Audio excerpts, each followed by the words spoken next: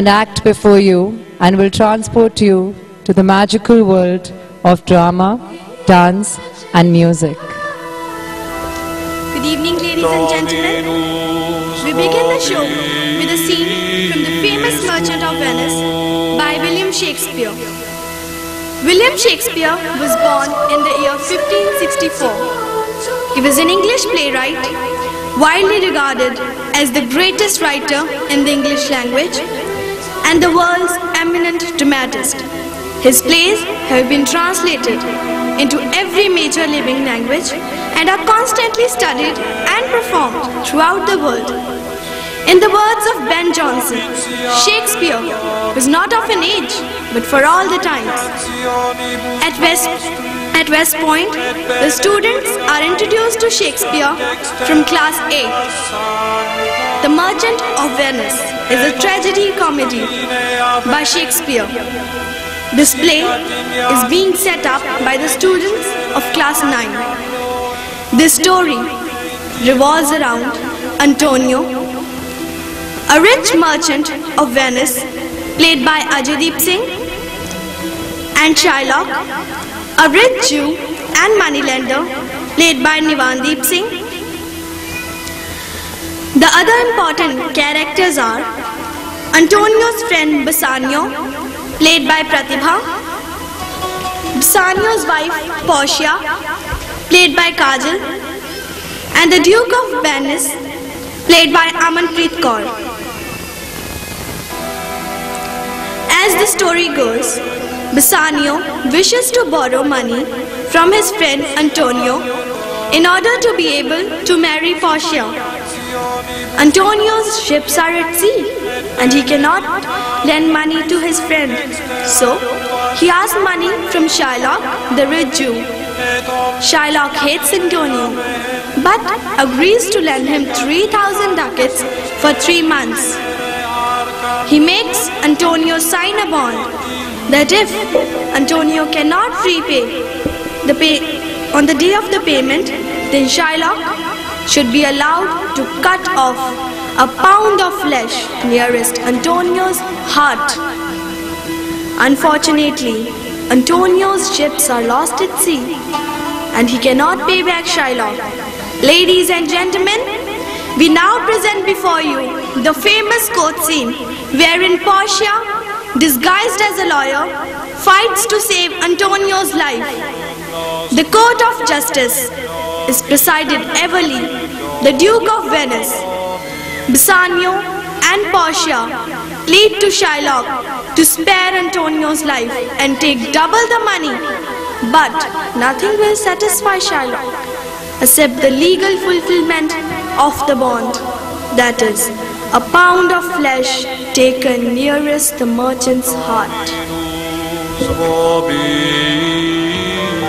thinks, and I think so too, that you complete discussion of your values to the last hour of fact, and that it is thought that you will show mercy and remorse more strange than is your strange kind of beauty.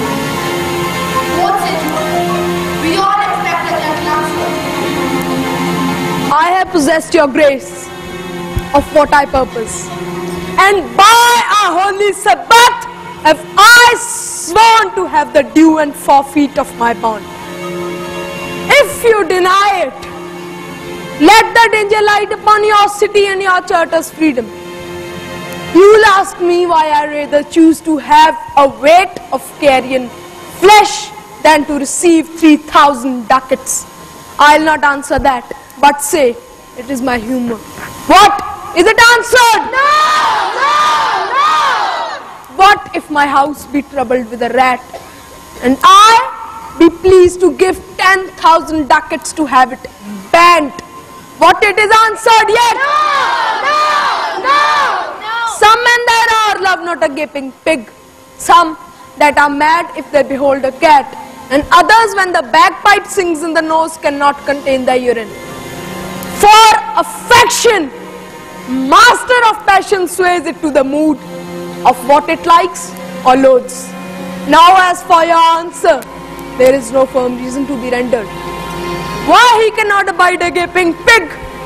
Why he a harmless unnecessary cat, why he a woolen bag by butt of force must yield to such inevitable shame as to offend himself being offended. Now can I give no reason, nor will I not. More than a lodged hate and a certain loathing is what I bear Antonio, and thus follow a losing suit against him. What? Is it answered yet? No! This is no answer, thou unfeeling man, to excuse the current of thy cruelty. I am not bound to please thee with my answers. Do all men kill the things they do not love? Hates any man the thing he would not kill. Every offense is not a hate at first. What? Wouldst thou have a serpent sting thee twice? Without brief and plain convenience, let me have the judgment and the Jew as well. For thy 3,000 ducats, here is 6.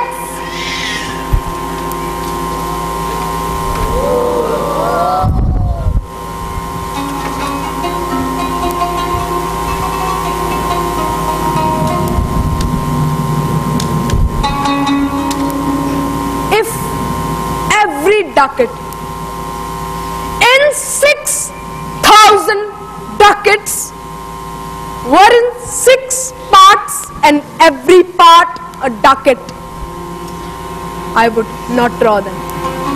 I would have my bond. How shall thy perform mercy?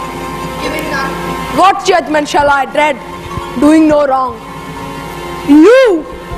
You have among you many a purchased slave, which, like your asses and your dogs and mules, you use in abject and in slavish parts. Shall I say to you, let them be free? Marry them to your heirs. Why sweat day under burdens? Let their beds be made as soft as yours. You'll answer me, the slaves are ours. So do I answer you. The pound of flesh which I demand of him is dearly bought. It is mine. It is mine. It is mine, and I will have it if you deny me. Fie upon your law! There is no force in the decrees of Venice. I stand here for judgment. Answer. Shall I have it? No! Silence! Upon my part, I may dismiss this court, unless Valerio, a learned doctor whom I've sent for to determine this, come here today. My lord, haste is without a messenger. Will let us from the doctor. Bring up the letters, found in the center. Good chair, Antonio. What man courage yet? The Jew shall have my flesh, blood, bones and all. Art thou shalt a drop of blood from me. You cannot better be employed, Bassanio. To live still and write my nappy then. Came in from Belmont, from Valerio. From both, my lord, will let it be your grace. Why dost thou whet thy knife so honestly? To cut the forfeiture from that bankrupt there. Not on thy soul, but on thy soul, our Jew. Thou makest thy knife keen, but no metal can. No, not the hangman next, whereof the keenness of the sharp envy can no prayers pierce thee. No, none that thou hast wit enough to make. Oh, be thou damned and inexorable dog, and for thy life let justice be accused. Till thou canst rail the seal of my bond, thou but offendest thy lungs to speak so loud. Repair thy wit, good youth, or it will fall to cureless ruins. I stand here, follow. This letter from Valerio doth commend a young and learned doctor to our court. Where is he? He attended their hard by to know your answer, whether you admit With all my heart, some 3 or 4 of you go.